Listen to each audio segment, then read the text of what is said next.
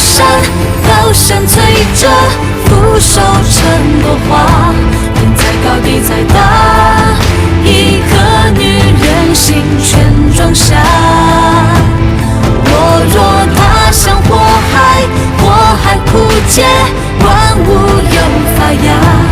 乾坤转风华，尽是女人天下。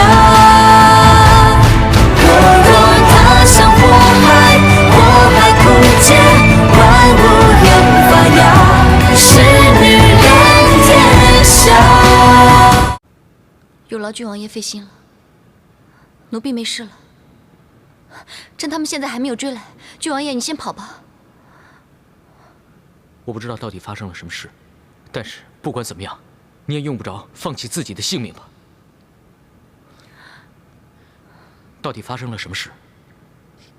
是和公主有关系吗？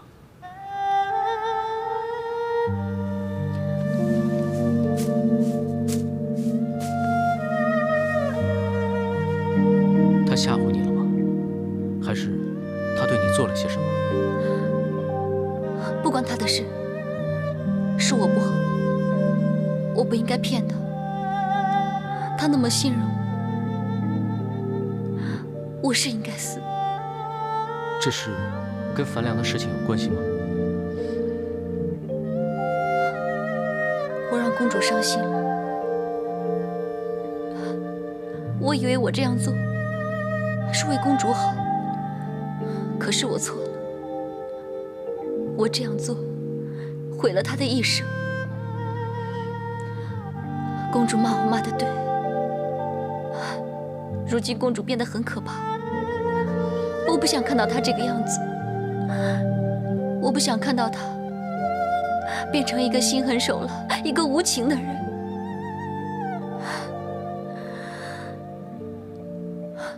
如果我死了，可以让她变回以前那个开开心心的安乐公主，我愿意去死。你以为你这样做就是在帮安乐公主了吗？如果当初不是我瞒着她，我告诉她事情的真相，她就不会像现在这个样子，恨尽天下所有有情人。可是你为什么不想想，如果那天你跟她说出了事情的真相，那她能接受得了这个事实吗？恐怕她早就已经寻死去了，你何必自责呢？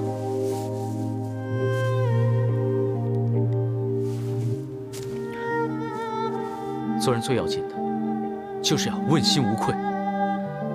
没有人可以做到时时刻刻取悦天下所有人。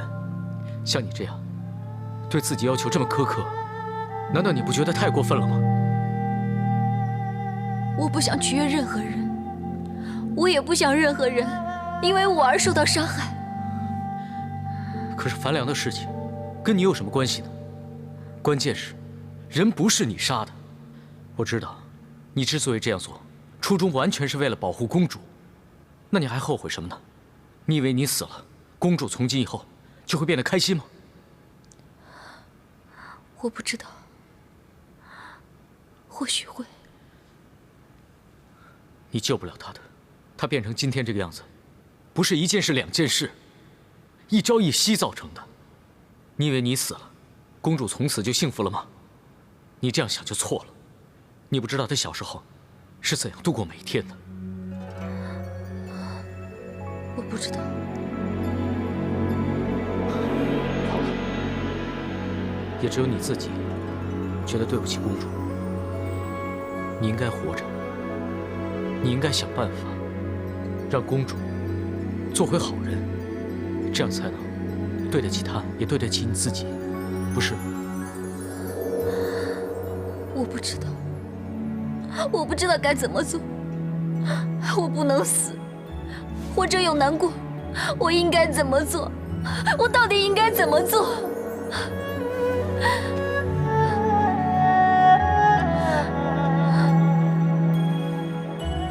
不是什么问题都可以马上找到答案的。孟凡，我一定会帮你。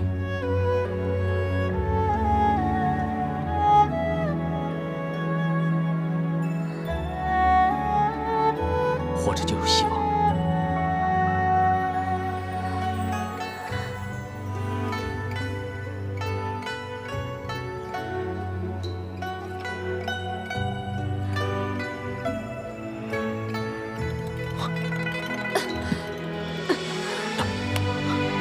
怎么这么大的烟啊？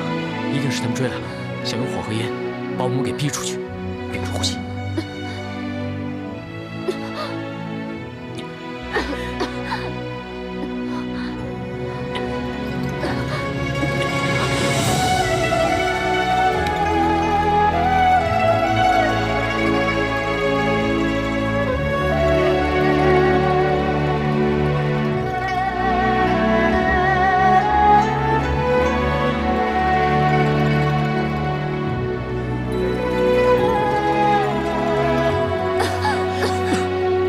这里不能待下去了，跟我走。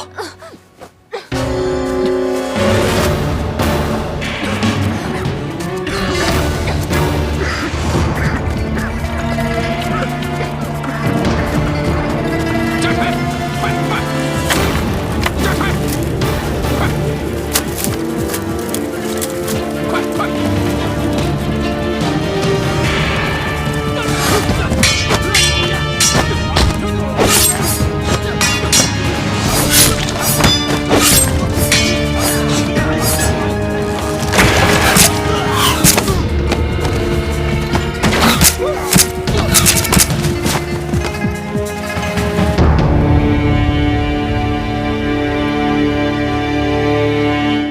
皇上、皇后，臣信不辱命，已将命案调查清楚。那你快些说出来，好给果儿和驸马一个交代。郡王爷果然是神探，我特意前来，就是想知道到底是谁害死了我家的婢女。杀死采梅的凶手，不是别人，正是死在狱中的宫女桂花。那个桂花因何要杀死采梅？据臣调查所知，桂花和采梅早有嫌隙，而当桂花当晚到凤阳阁偷东西的时候，刚好被采梅发现，于是新仇旧恨之下，桂花就想到了杀人灭口。果儿，桂花和采梅都是服侍你的人，你可曾听闻他们二人不和？这臣也有所听闻，好像不知为了什么事，公主偏帮了采梅，而把最脏最累的活让桂花去干，所以桂花对采梅记恨于心。公主，对吧？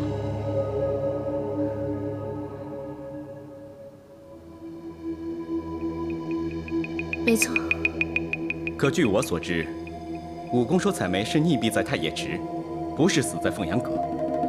臣最初也是百思不得其解，但最后想通了，要溺死一个人，只要让他的口鼻全部淹在水中就可以，就好像用一盆水把头浸入水中，也可以将人淹死一样。郡王爷真是聪明啊，想出了这个方法，一盆水就能够淹死一个人。聪明的人并不是我，是想出这个方法的凶手。臣不过是凭着蛛丝马迹再推论出来。当晚采梅最先发现桂花偷东西，于是桂花立即杀了采梅，然后把尸体运到太液池丢入水中，所以采梅就好像是在太液池中溺毙的，而桂花则可以继续偷东西。那现场有人看到孟凡和他留下的手帕是怎么回事？这个公主可以回答。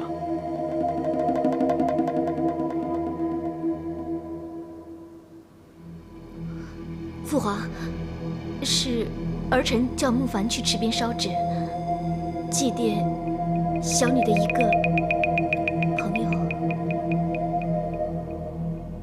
原来如此，那好，现在真相大白了。父皇，孟凡应当可以无罪释放了吧？朕宣孟凡无罪，立刻恢复司乐一职。皇上明察秋毫，谢皇上隆恩。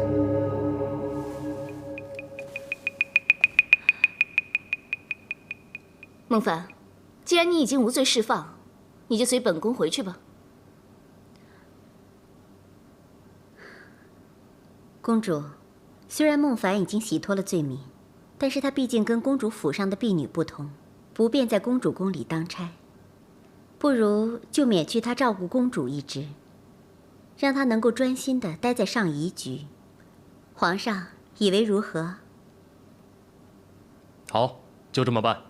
孟凡，你不用在服侍馆了。奴婢遵命。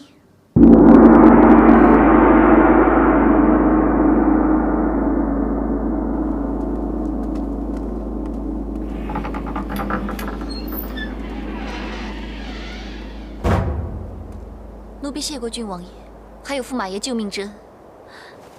年龄，只要你能记住，你这条命是几经辛苦才保下来的，所以你一定要好好爱惜，知道吗？奴婢知道。孟凡，其实这一次我们俩最应该感谢的人是驸马爷，要不是驸马爷及时出现，我们俩可能早已死在乱刀之下了。我也只不过是投桃报李。前日要不是郡王爷点醒我，我可能也会。公主怎么会是凶手？虽然她跟我面和心不和，但是总算相安无事。她也不是那种心狠手辣的人呐。你伤害了安乐公主，把她从一个温和的人逼成了一个天怒人怨的人。安乐公主从小生长在阴暗环境里，正因为如此，当她恨你的时候，你就会非常危险。所以说，如果这一次真的是公主杀了采薇，很可能下一个就是你。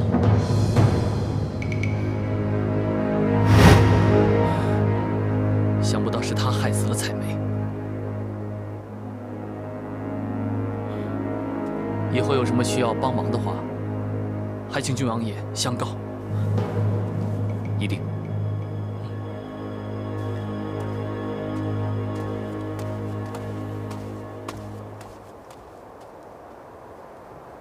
我们也走吧。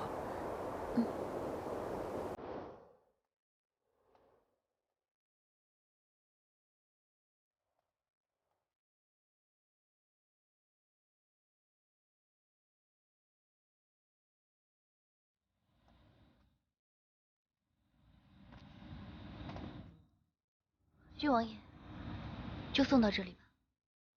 我还是送你回去吧，也不知道还会不会有什么事情发生。是福不是祸，是祸躲不过。就算再怎么担心，该来的还是会来。这次又是郡王爷救了奴婢，奴婢实在感激不尽。都这个时候了，你还跟我这么客气？你我之间还需要这么多的礼数吗？礼多人不怪吗？我会怪。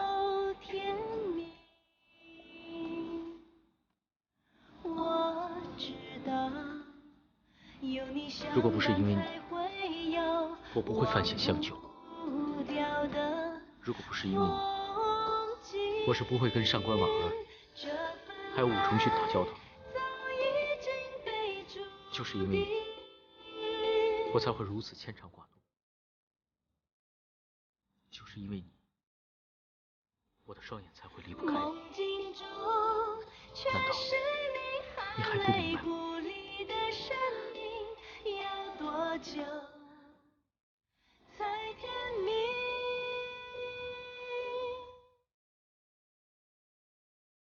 这些话一直藏在我的心里面，但是没有跟你说。但我知道，这些事情发生了以后，宫中以后的日子将会非常危险。如果我现在不说出来，日后万一你我遭遇不测，那将会是我人生的最大遗憾。千万不要说这么不吉利的话。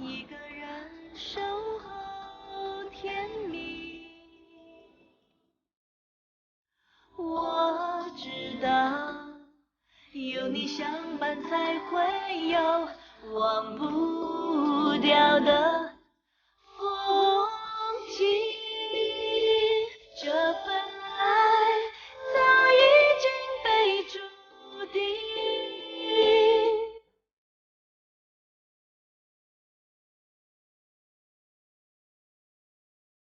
梦境中，却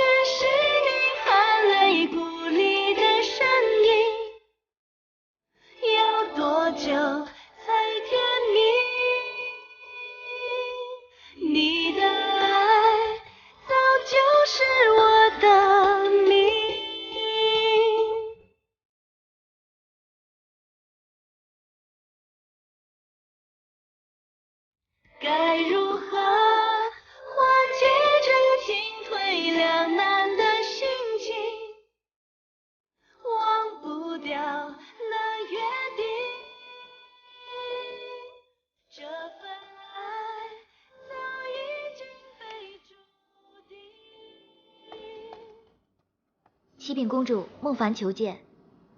传。是。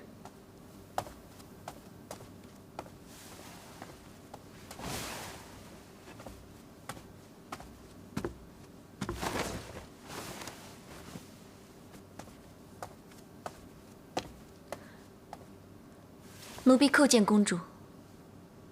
你已经不是凤阳阁的人，来这里做什么？奴婢今日就要调返上夷局，所以特来向公主辞别。有这个必要吗？公主，人既然来了，就带我上炷香吧。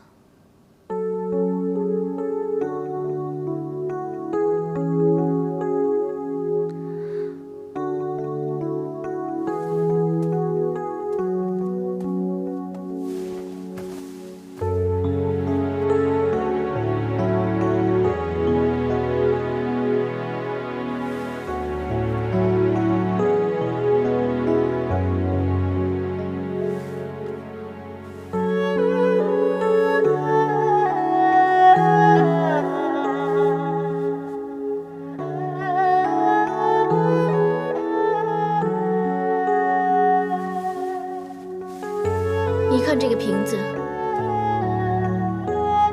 精致吗？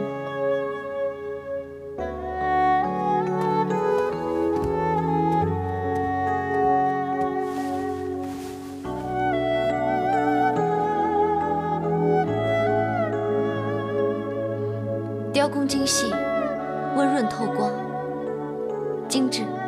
你打开看看，里面可是放着本宫的挚爱。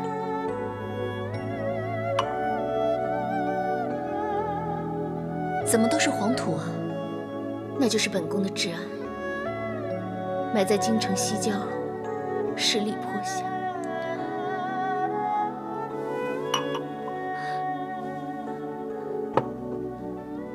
樊良，你没有资格这样叫他。樊大哥在京外西郊十里坡下寂寞，那都是因为你。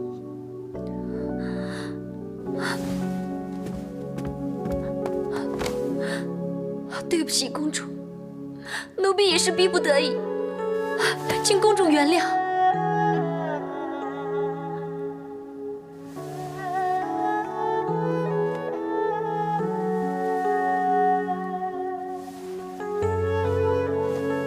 小凡，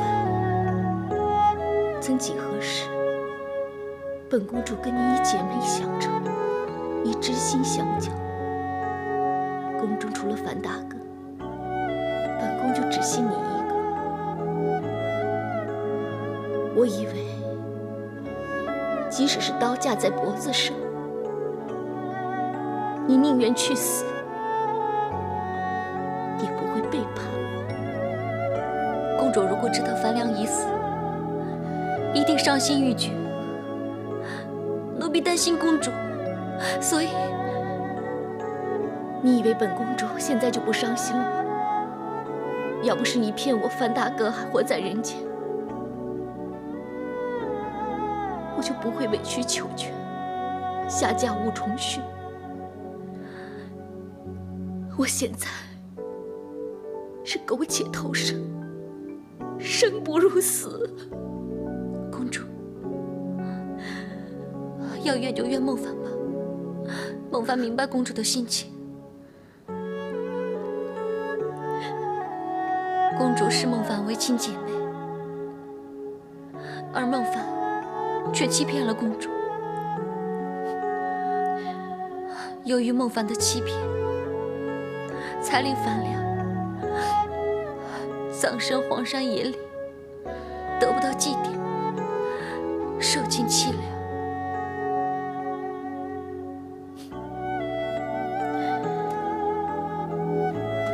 当初我要是知道樊大哥早已经下了黄泉，我一定随他而去，为他殉情，为他明志。我是为了保全他的命，才下嫁于武家的。而如今，有脸去见他？我还能对他说“非君不嫁，使之不渝”吗？是你害我与樊大哥生不同家，死不同穴，黄泉路上都不能相见。奴婢对不起公主。说到底，你曾经救过本公主的命，恩国相抵，一切算是扯平了。从今以后，你我主仆情nghĩa，恩断义绝，两不相干。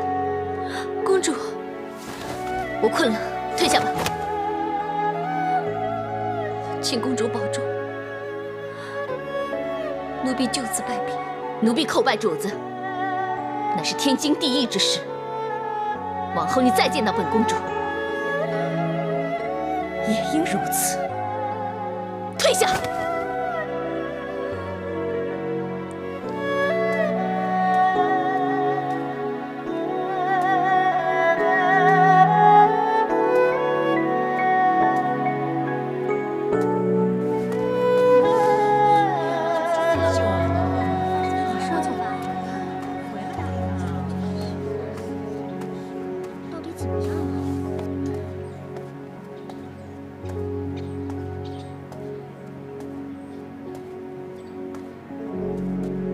姐姐，孟凡姐，孟凡，小凡姐，孟凡姐，你没事真是太好了，我还以为你这次死定了。呸呸呸！姐姐是清白无辜的，老天爷一定会对姐姐很好的。你看你都瘦了一圈了，一定吃了不少苦吧？姐姐，你这次从阎王殿绕了一圈回来，记得一定要去祈福还愿。瞧你们七嘴八舌的围着小凡转，让他静一静，喘喘气嘛。我没事的，孟凡让大家担心了。姐姐，为什么你好不容易沉冤得雪，还是闷闷不乐的样子？别担心，可能是有点累了吧。小凡姐，我要去给你准备热水，还有柚子叶，把霉运啊全部都洗掉。来，帮我一下。小凡姐，那我负责弄吃的，有米粥，还有糊饼。你想一下，还有什么想吃的？够了。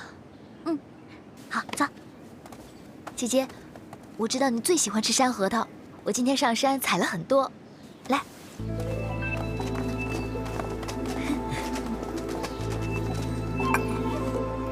姐姐，小福，你能不能去帮我弄些糕点？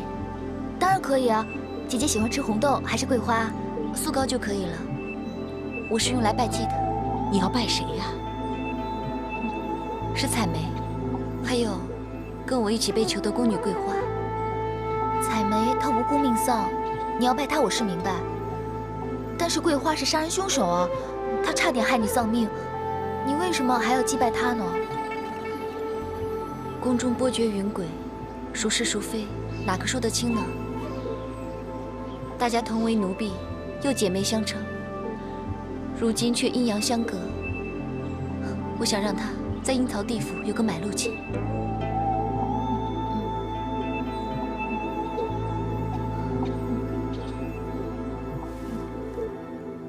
这对明珠是重训送与公主的，这可是难得的珍品呐，宝气润莹，而且大小一致。若置于床榻之上，自有凝神安心之效啊。你家重训，倒也知道我果儿心如刀割，夜不能眠啊。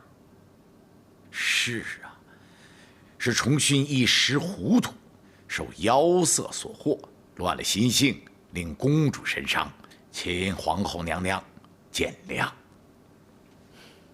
一句乱了心性，就可以打金枝七玉叶，践踏我的掌上明珠。重训也是一时冲动。冲动？在这宫里，岂允许冲动二字？哼，他要不是你的亲生儿子，本宫早把他千刀万剐了。娘娘，切勿动气。归根究底，公主芳心谁属？瞒得过天下人，瞒不过你我。重训早就几番迁就，只是公主未有领会。公主乃千金之躯，集万般宠爱，她即便有错，你儿子也应该忍让。她倒好，视我女儿于草芥，去罪迷路边的野花。区一个宫婢，重训不过是逢场作戏，只是公主过于追究，才闹出了这种笑话。你这是什么话呀？如今你儿子已经置我女儿于不顾，去私通贱婢，已经淫乱宫闱了。俗话说得好，一个巴掌拍不响。若想夫妻和睦，公主也是责无旁贷。后宫之内，谁人不晓得公主曾与人私奔？试问，那我儿子的颜面又该置于何地呢？你这是什么意思？你这是在指责我教女无方？娘娘是怪本王教子无方吗？娘娘，面子那是人家给的，台可是自己拆的。本王劝娘娘，还是息事宁人为好。你这是在教我怎么做事是吗？我告诉你，你别想叫我息事宁人。要不是你儿子干扰，我早就把李隆基这个眼中钉给拔掉了。重勋根本不知道这回事，那一切都是歪打正着。怪只怪娘娘行动之前未曾和老臣打过招呼，才弄得见异错发，放虎归山，实在也怪不得别人呐。你叫我跟你商量，你叫我事事跟你商量，凭什么？你算什么？本宫已经运筹帷幄，自有一套了。我告诉你，你回去好好教训你的儿子，他竟敢不把本宫放在眼里。今天你在这儿也对本宫不屑一顾。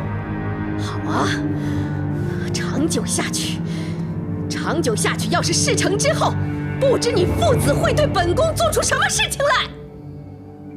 这很好啊，既然娘娘直言不讳，三思也听明白了。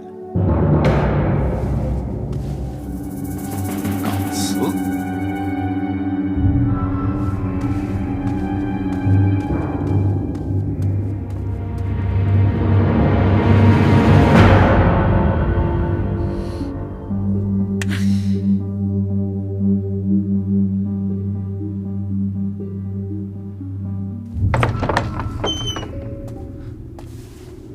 爹，你若还是我儿子，就该凡事三思而行，而非任意妄为、胡莽闯祸。孩儿知错了。你为什么这么糊涂？色字头上一把刀啊！今天若不是爹爹为你挺身挡刀，冒死顶罪，加上皇后对我们武家有所忌惮，恐怕你的人头早已落地，身首异处。爹，都是公主那个贱妇有失妇道在先，一切怪不得孩儿。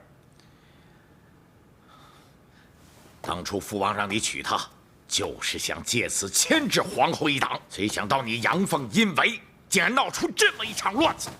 现在只死一个宫婢，而让你分毫无损，全身而退，这全都是祖宗的庇护啊！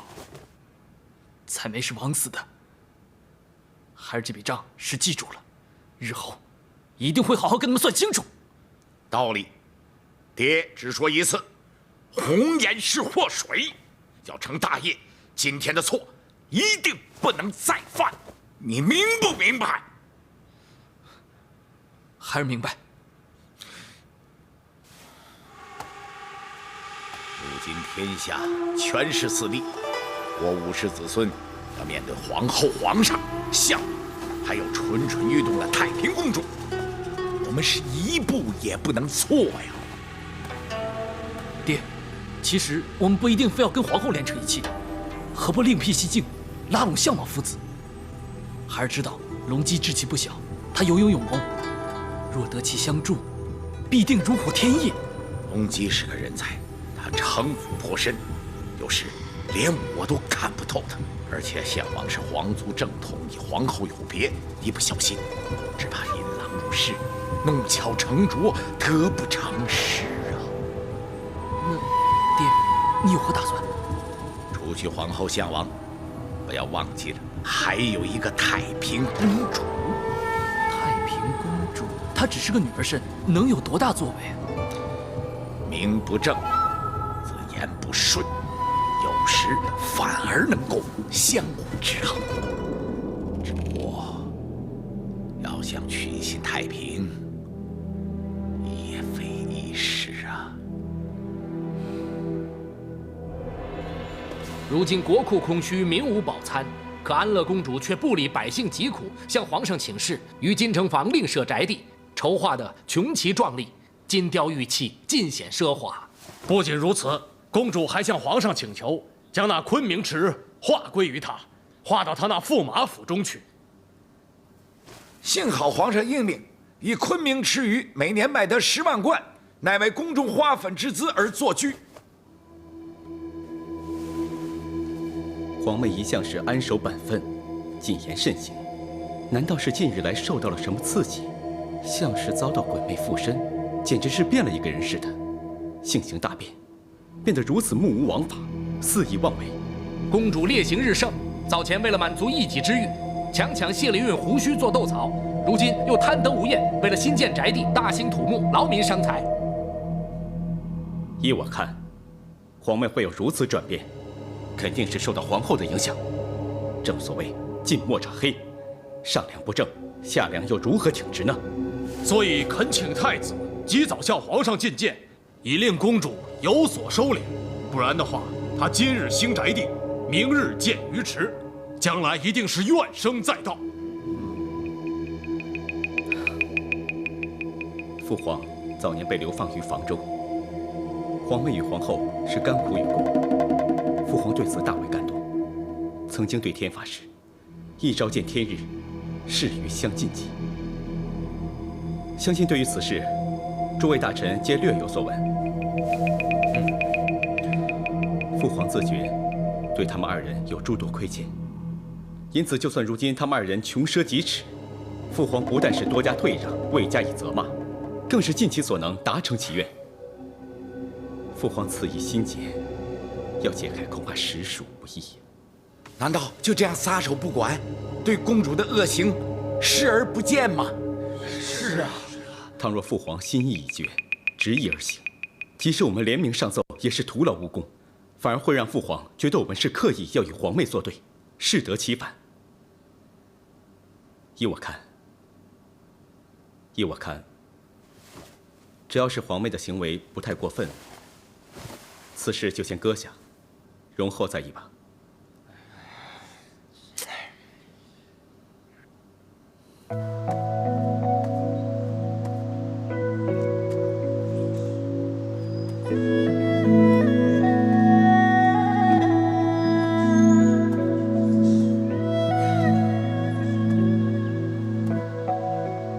福儿，怎么了？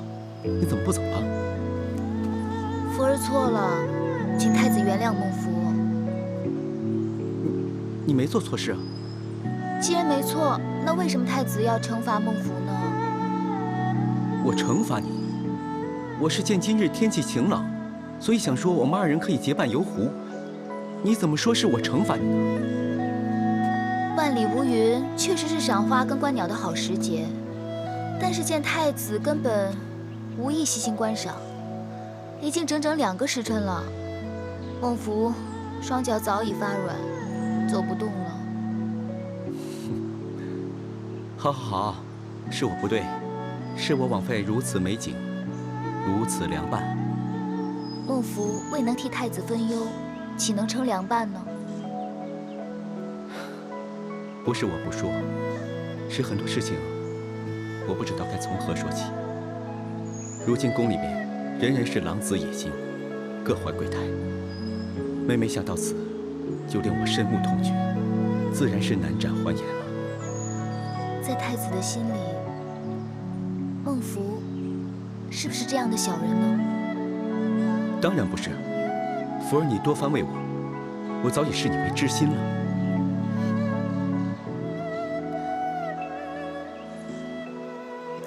那请太子殿下看着奴婢。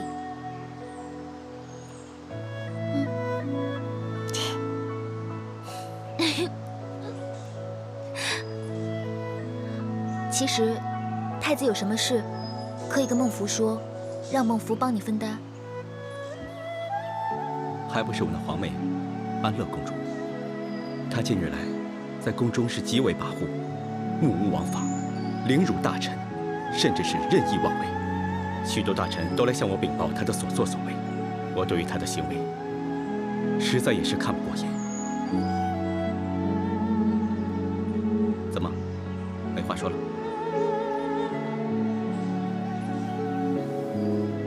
当年父皇与皇后流放在外，途中生下安乐公主，他们3人被流放到房州，共度了14个寒暑，殊非易事。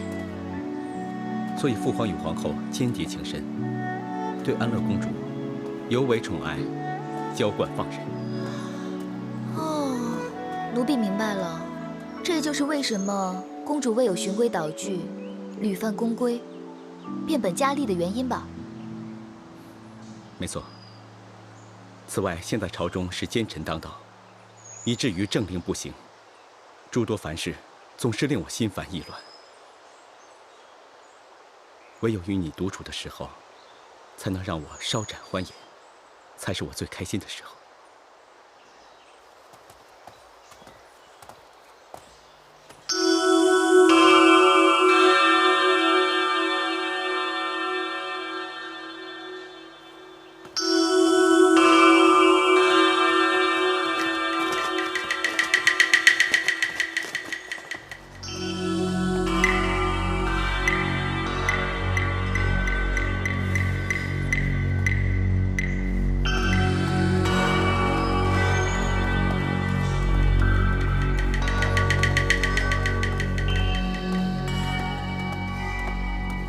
皇上，你看怎么样啊？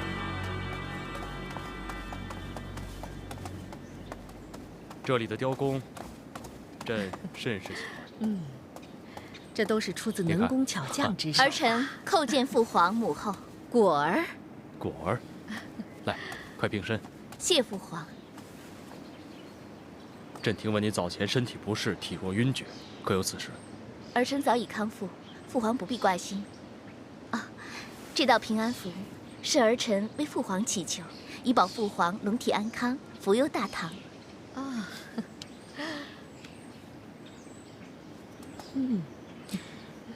果儿果然最有孝心。说起来，这道符实在太玄妙了。昨日儿臣祈求，夜里竟梦见了父皇。哦，只见父皇站于城西老翁身边，向百姓广派五谷。从早到晚，只见那老翁手中五谷庄稼，那是源源不绝，生生不息呀。皇上，那老翁可是五谷神呐！五谷神？是啊，哎呀，此梦可是吉祥之梦啊！五谷神施恩百姓，预示着五谷丰登，百姓们丰衣足食啊！天下从此没有大旱失收之事。想必我们果儿诚心祈求天神入梦，借果儿之言告知皇上的。好，吾女孝感动天，这道平安符朕一定好好保存。来，朕今天非常高兴，果儿，你想要什么奖赏？儿臣要做皇太女。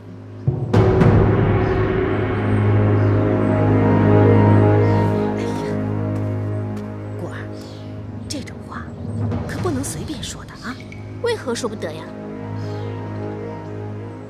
从来只有皇太子，何来皇太女之说？既然当年皇祖母都能当天子，难道果儿就不能做皇太女吗？试想，朕如果真的册封你为皇太女，那当今太子又当如何自处？一如平常不就可以了吗？朕如果真的册封你为皇太女，只怕令天下百官误认为朕对你真的是太过娇宠放任。儿臣可是母后的亲女儿。跟皇兄可不一样。纵然群臣认为父亲是偏心不公的，那也情有可原。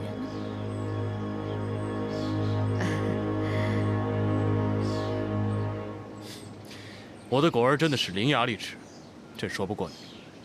不说。皇上，魏时即将，你赶紧去批阅奏章吧。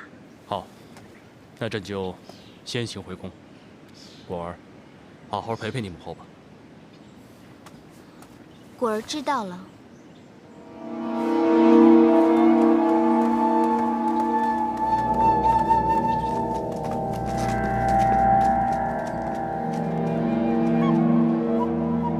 母后，儿臣的妆容是否欠妥？